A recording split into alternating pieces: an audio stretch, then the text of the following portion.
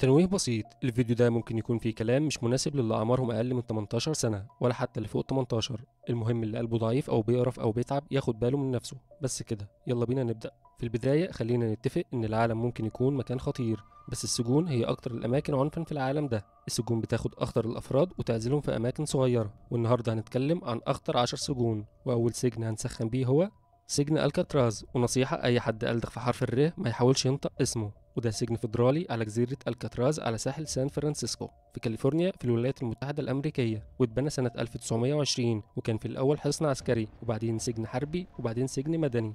الكاتراز هو واحد من أكتر السجون شهرة في العالم، اتعمل عنه كتب وبرامج تلفزيونية وأفلام، وده المكان اللي كانوا بيجيبوا فيه المساجين اللي بتعمل مشاكل أو نجحوا في الهروب من سجون تانية عشان تتعلم الأدب في المكان ده. السجن كان فيه مجموعة من أخطر المجرمين في التاريخ، ومن أشهر المساجين دي الكابوني زعيم العصابة المشهور. موقع السجن المنعزل كان مكان مثالي لحبس المجرمين الخطيرين ومنعهم من الهرب. فيه 90 حارس مسلح وست أبراج مراقبة، غير إن السجن على صخرة عالية على جزيرة وسط خليج سان فرانسيسكو اللي المياه المتجمدة والتيارات المائية قوية وأسماك القرش بتحوطه من كل اتجاه، عشان كده سموه باسم الصخرة أو جزيرة الشيطان. والمساجين فيه كانوا بيفقدوا الاتصال بالعالم الخارجي، وده خلى بعض المساجين يوصلوا للجنون وينتحروا بسبب العنف المستمر والظروف المعيشية السيئة. واتقال إن الحياة داخل السجن هي جحيم، وده اللي خلى بعض الناس يلقبوه باسم هيلكاتراز. وفي 1963 سجن الكاتراز بيتقفل بسبب سمعته السيئة وارتفاع تكلفة صيانته، وتحول لمزار سياحي. تاني سجن معانا هو سجن الدولفين الأسود في روسيا، والسجن ده قريب من حدود روسيا مع كازاخستان، والاسم الرسمي المستعمرة الجنائية رقم 6،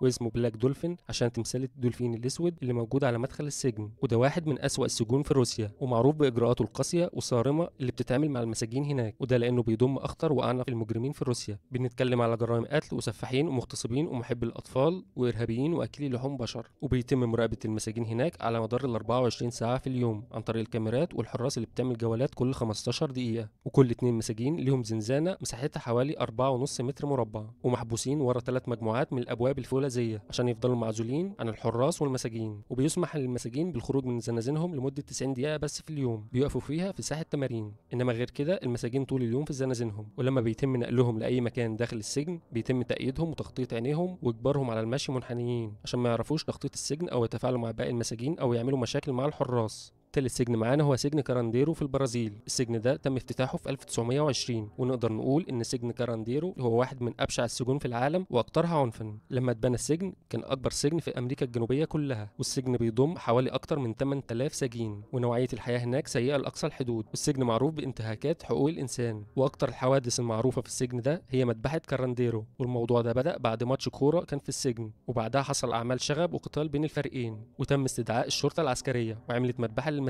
حصل اعدام جماعي، اتضرب على المساجين 515 رصاصه عشان يتقتل 111 سجين، وتم ادانه اكتر من 60 ضابط شرطه بالجرائم دي. السجن برضه معروف بالمشاكل الصحيه اللي فيه، وتحديدا انتشار مرض الايدز بين المساجين. واحد من كل 5 مساجين عنده الايدز، وطبعا مش محتاج اقول ليه المرض ده انتشر هناك. وعدد الوفيات جوه السجن وصل ل 1300 حاله وفاه، وده اللي خلى منظمه العفو الدوليه تعمل حملات عشان حقوق الانسان اللي بيتم تدميرها في المكان ده. ونقدر نقول ان الحملات دي نجحت، والحكومه البرازيليه قفلت السجن في سنة 2002. رابع سجن معانا وهو سجن بيتاك، ونقدر نقول ان السجن ده هو النسخة الروسية من سجن الكاتراز الامريكي، لانه مبني وسط بحيرة من المياه المتجمدة طول الوقت. والسجن ده مخصص لأسوأ المجرمين في روسيا، وعلى حد وصف بعض المساجين السابقين ان تجربة السجن فيه شبه الحياة في الجحيم، وبيتم السماح للمساجين بالاتصال بالعالم الخارجي مرة واحدة بس في السنة، وبيتم تعذيبهم جسديا ونفسيا. كل سجين بيتحبس جوه زنزانة ضيقة شديدة الحراسة لمدة اكتر من 20 ساعة في اليوم، وبعد كده بيطلعوهم من الزنازين وبيحطوهم في اقفاص مسيجة بالاسلاك الشيكة لمدة ساعة ونص. والموضوع ده بيجيب لهم امراض نفسيه وعقليه، وبيخليهم مدمرين نفسيا، وبيوصل بعضهم للجنون. وبسبب انخفاض درجات الحراره بسبب المياه المتجمده حوالين السجن، مساجين كتير ماتوا متجمدين من البرد. ونوعيه المساجين اللي هناك اخطر المجرمين، من قتله واكلي لحوم بشر ومغتصبين، واغلبهم بيقضوا عقوبه السجن مدى الحياه، لان عقوبه الاعدام محظوره في روسيا. خامس سجن معانا هو سجن بانج كوانج في تايلاند، وده واحد من اسوأ السجون في العالم. تم افتتاحه في 1933، وبيضم غرفه الاعدام في تايلاند، ومشهور باحتوائه على المجرمين الخطيرين. وفي وقت من الاوقات كانوا بيجبروا المساجين على الحام الكلبشات في رجليهم عشان يمنعوهم من الهروب، بس اللوائح دي اتغيرت في سنة 2013. ممكن يكون الكلبشات أسعارها غليت ولا حاجة، بس لسه بيكلبشوا رجول المساجين في أول 3 شهور ليهم في السجن، وفي مساجين كتير اتصابوا بالجنون بسبب أول شهر بس هناك. نوعية المجرمين اللي في السجن دول المفروض بيشكلوا تهديدات خطيرة على البلد، وعشان كده السجن معروف بالتعذيب الروتيني الجسدي والنفسي للمساجين. وفي مساجين سابقين حكوا قصص عن ازاي الحراس بيضربوا مساجين مرضى عقليا وكبار السن وحوامل، وان المساجين بيعانوا من سوء تغذية وممكن ياكلوا دود لو لقوه على الارض، لان ليهم وجبة واحدة بس في اليوم. واللي بيستنى عقوبة السجن مدى الحياة هناك بيتم إجباره برضه على ارتداء سلاسل وكلبشات في رجليه.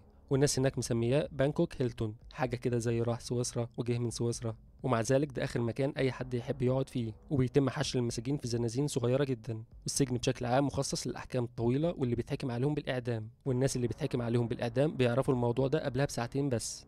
سادس سجن معانا وهو سجن سابانيتا، واحد من أبشع السجون في أمريكا الجنوبية. السجن موجود في فنزويلا، ومعروف عن السجن إن العنف والقتل هو حدث يومي معتاد جدا. السجن تم افتتاحه في 1958 وتم بناؤه عشان يعيش فيه من 700 ل 800 سجين، بس السجن كان فيه من 3 ل 4000 سجين، ويقال إن بينهم 200 طفل بيعيشوا مع آبائهم المدانين. وبسبب العدد الكبير ده وتدني مستوى الاهتمام بالنظافة والأكل والرعاية والخدمات الطبية بتنتشر الأمراض في السجن بشكل كبير، وكمان في نقص كبير في عدد الموظفين، في حارس واحد لكل 150 سجين، وعشان كده بيتم التحكم في السجن وبتديره العصابات والسجناء نفسهم، وده اللي ادى لانتشار الاسلحه والمخدرات جوه السجن. الموظفين واضح انهم بياخدوا اجور قليله، فسابوا المساجين بدون رقابه يستخدموا الاسلحه عشان يخلصوا على بعض. وخلينا نقول اللي فيه اكتر من 300 مسجون اتقتلوا في سنه 1994 و1995 بس، والسنه الاخيره من تشغيل السجن كانت 2013 واتقتل فيها 69 سجين بس على ايد غيرهم من المساجين.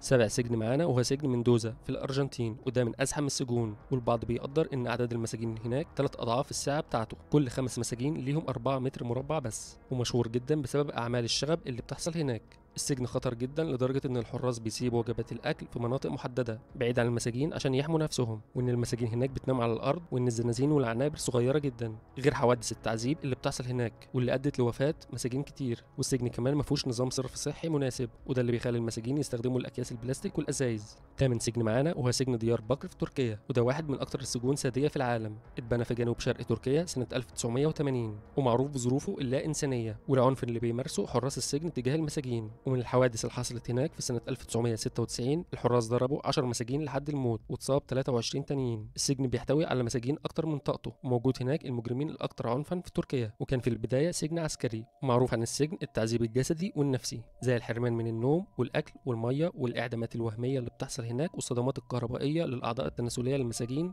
وقلع الضوافر والأسنان السليمة والاغتصاب، والكلاب اللي بيتم تدريبها على عض الأعضاء التناسلية، وغيره من طرق التعذيب. رئيس بلدية ديار بكر السابق مهدي زانا واللي قعد أكتر من 10 سنين في السجن ده حكى ان المساجين الجداد بيتم استقبالهم بانهم يترموا في حوض مليان نفايات بشريه. ومن اسوأ الحاجات اللي في ماضي السجن ده ان كان بيتحبس فيه الاطفال، ولحد سنه 2018 كان في اكتر من 350 ولد وبنت اعمارهم بين 13 و17 سنه، وبعضهم بيواجه عقوبه السجن مدى الحياه. وعشان يهربوا من اوضاعهم المزريه المساجين كانوا بيضربوا عن الطعام وبيحاولوا ينتحروا وبيحرقوا نفسهم بالنار كمان. وفي سنه 2022 اعلن الرئيس التركي رجب طيب اردوغان ان هيحول السجن ده لمركز ثقافي. تاسع سجن معانا وهو معسكر 22، وده موجود في كوريا الشمالية، وبيرجع تاريخ بنائه لسنة 1965، وده واحد من أكبر السجون السياسية في العالم. المعسكر 22 تم إنشاؤه في الأصل كمعتقل لأسرى الحرب، ومعظم المساجين اللي هناك بسبب انتقادهم للحكومة، وبيقدر اللي فيه حوالي 50,000 سجين هناك، واللي أغلبهم بيتحبس مدى الحياة، وأحيانا بأسرهم كمان عشان ما يكونوش محرومين من حاجة. وبيتعرض المساجين هناك لمعاملة بشعة، وبيعيشوا في حالة شبه المجاعة، وبيتقال إن السجن ده عبارة عن معسكر للموت، وبيتم فيه تعذيب الناس وقتلهم، واللي بيروح هناك ما بيرجعش تاني. ومن أسوأ أشكال التعذيب اللي بيحصل في المساجين هناك إن بيتم استخدامهم كفئران في التجارب العلمية. واخر سجن معانا النهارده هو سجن جيتاراما المركزي في رواندا، وده واحد من أسوأ السجون في العالم، واللي الواحد مش قادر يستوعب لغايه دلوقتي اللي بيحصل فيه. ومعروف انه واحد من اكتر السجون وحشيه في العالم. السجن المفروض يستوعب 400 سجين، بس اللي موجود هناك حوالي 7000، والزحمه دي بدات في التسعينات لما السجن اتملى بالمشتبه فيهم في الاباده الجماعيه في رواندا اللي حصلت بين قبائل الهوتو والتوتسي. وبسبب الزحمه اللي حصلت في السجن بتنتشر العدوى وبيحصل حوادث اختناق، وده اللي تسبب في موت عدد كبير من المساجين. تخيل ان كل 4 مساجين واقفين في متر مربع، وده عشان ما فيش مكان يقعدوا او يناموا فيه من كتر الزحمه، ولانهم بيفضلوا واقفين حافيين على ارض السجن القذره، فده بيتسبب في تعفن رجليهم وبيعانوا من الغرغرينه، وبيوصل بيهم الحال لبتر صوابع رجليهم او رجليهم كلها. ولان في دكتور واحد بس في السجن فالموضوع بيوصل لوفاه نص دستة كل يوم، يعني حوالي 6 أشخاص بيموتوا هناك يوميا. والموضوع وصل ان في مساجين اضطرت لاكل لحوم غيرهم من المساجين عشان يفضلوا عايشين على قيد الحياه، وبعض المساجين وصفوه بانه الجحيم بعينه على الارض. وفي النهايه عايزين نقول ان السجون اتعملت لاعاده تاهيل المساجين ومساعدتهم انهم يرجعوا اشخاص صالحين ويندمجوا في المجتمع مره تانية. بس بعض السجون والمسؤولين بينسوا الهدف ده، وبينسوا كمان ان المساجين دول بشر، وحتى الحيوانات ما ينفعش تتعامل بالطريقه دي. وطبعا في سجون تانية كتير ممكن نتكلم عنها في فيديو تاني. اعملوا لايك لو الفيديو عجبكم، وقولوا لي في التعليقات لو تحبوا تشوفوا جزء تاني للفيديو ده، وقولوا لي ايه اخطر سجن من وجهة نظركم. وما تنسوش تشتركوا عشان تشوفوا فيديوهات اكتر، وتفعلوا زر الجرس عشان يجيلكوا اشعار بالفيديوهات الجديدة، وتعملوا شير وتبعتوا الفيديو للمهتمين بالموضوع ده، وتشوفوا باقي الفيديوهات هتعجبكم ان شاء الله.